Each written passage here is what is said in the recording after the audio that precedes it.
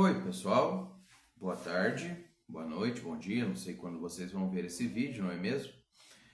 Estamos num cenário um pouquinho diferente. Eu estou gravando na minha casa, né? Eu estou gravando no meu escritório, no escritório que a minha mãe também usa.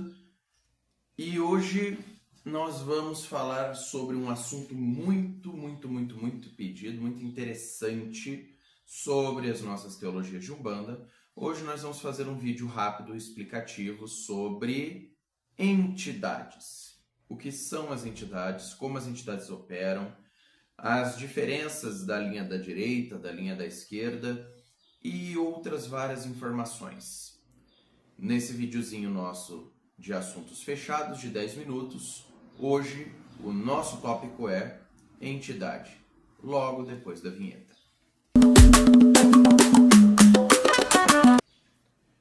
Bom, para falarmos de entidades, eu já vou deixar uma coisa bem clara aqui, que eu não vou entrar em detalhes de particularidades das linhas, como os pretos velhos ou os caboclos.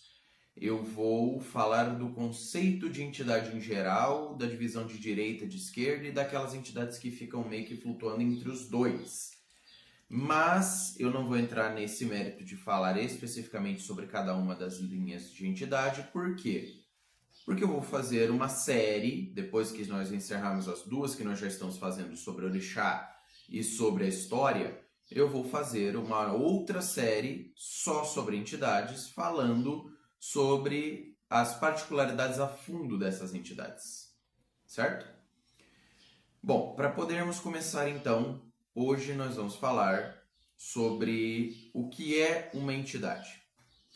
Bom, a explicação mais fácil que a gente pode dar do que é uma entidade é o espírito. É um espírito de uma pessoa que desencarnou. É uma entidade, é o espírito de uma pessoa que desencarnou. Isso está correto? Tá, mas está muito longe de estar completo.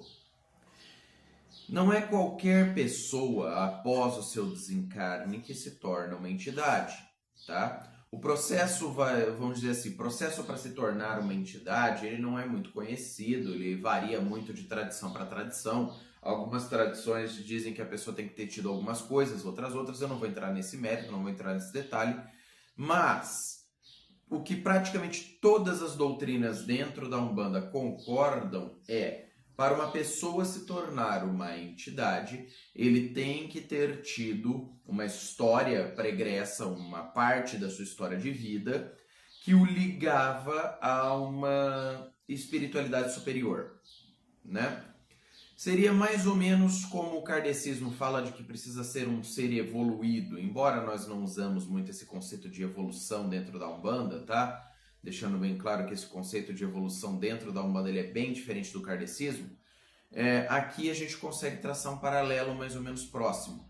Então uma entidade não é qualquer espírito que veio a falecer. Geralmente são aqueles espíritos que tiveram histórias, que tiveram passagens dentro da história da sua vida, que o botaram em uma conexão superior a uma espiritualidade maior. E que, portanto, eles têm um nível de conhecer, um nível de sabedoria, um nível de complementação ao qual pode ser usado para que seja transmitido às pessoas como uma entidade. Além disso, todas as entidades são, hoje, os correlativos da nossa ancestralidade. Deixando a palavra aqui bem bonita, ancestralidade. A essência de uma entidade é a ancestralidade.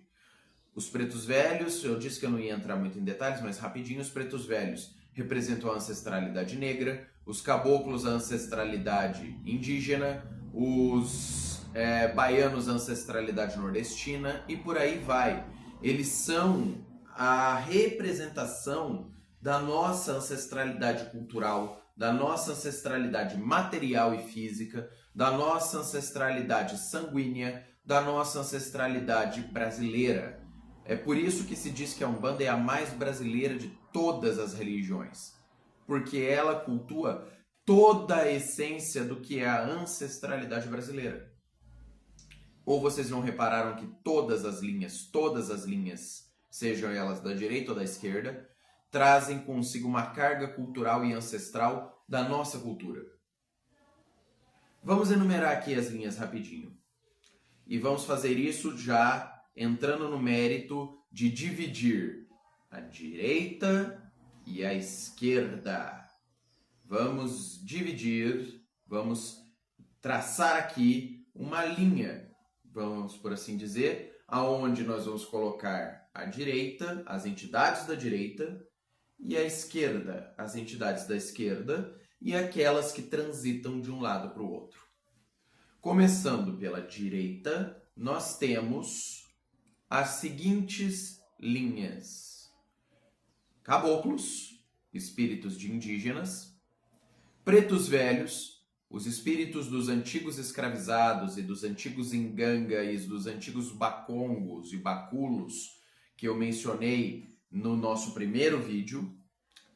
Nós temos também as crianças, os erês, representando a inocência, representando a infância, representando a criança interior, muitas vezes também sendo chamados de avós da espiritualidade, porque as crianças são avós da espiritualidade, são avós da pureza. Nós temos os baianos, os espíritos nordestinos, e aqui cabe um parênteses, tá? Não é porque a linha é de baiano que necessariamente dentro das linhas de baiano tem que todo mundo ter vivido na Bahia, tá? A linha de baiano meio que abrange o Nordeste como um todo. Nós temos também os marinheiros e temos os boiadeiros, espíritos dos ancestrais que trabalhavam e tiravam seu sustento do mar ou da criação de gado e das fazendas.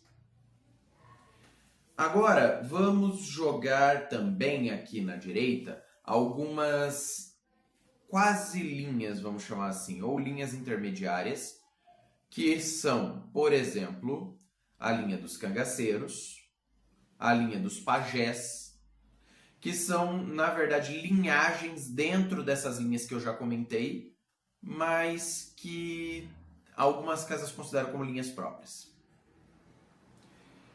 Na esquerda, por sua vez, que é a energia do polo da esquerda, que não é uma energia negativa e nem mais densa, tá? Os seres da esquerda são tão de luz quanto da direita, pelo amor de Deus.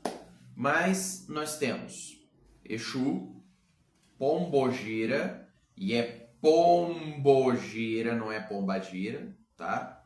Nós temos Exu, Pombogira, Exus mirins, e temos dentro de algumas casas, como é o caso da minha, uma linhagem que também está ganhando mais notoriedade, que é a bruxaria, a linha de bruxaria. Inclusive, a sua casa faz culto à linhagem de bruxaria? Faz culto às entidades de bruxaria? Sim? Não? Bota aqui embaixo, eu quero saber. Essas são as linhas da esquerda, também chamadas de a linha dos guardiões, destinadas a defender a nós, de nós mesmos e da espiritualidade que cerca a nossa vida de maneira negativa. Entretanto, ficaram faltando duas linhas muito importantes que eu gosto de chamar de intermediárias. Elas não são nem direita nem esquerda. Elas são elas. Elas transitam entre esse espectro. Elas podem chegar de um lado e do outro. Estou falando da malandragem. E malandragem não é Exu, malandragem é malandragem, tá? Se você recebe seu malandro na esquerda e ele trabalha como seu Exu, eu acho ótimo, siga esses fundamentos. Mas malandragem não é Exu, malandragem é malandragem. E a segunda é a linha do Oriente, a linha dos ciganos, a linha de toda a força de Oriente que rege a energia de Santa Sara, formando essa parte que seria basicamente a intermediária entre a esquerda e a direita. Cada uma dessas linhas vai ganhar vídeos próprios em uma série que vamos fazer no futuro. Esse é mais um vídeo explicando o que é uma entidade e quais são as entidades conhecidas. Bom, pessoal, por esse vídeo fica isso. Motumbá ou Motumbá Axé, salve a coroa dos mais velhos, a coroa dos mais novos. Orixá abençoe a vocês o tempo todo e a paz esteja com vocês.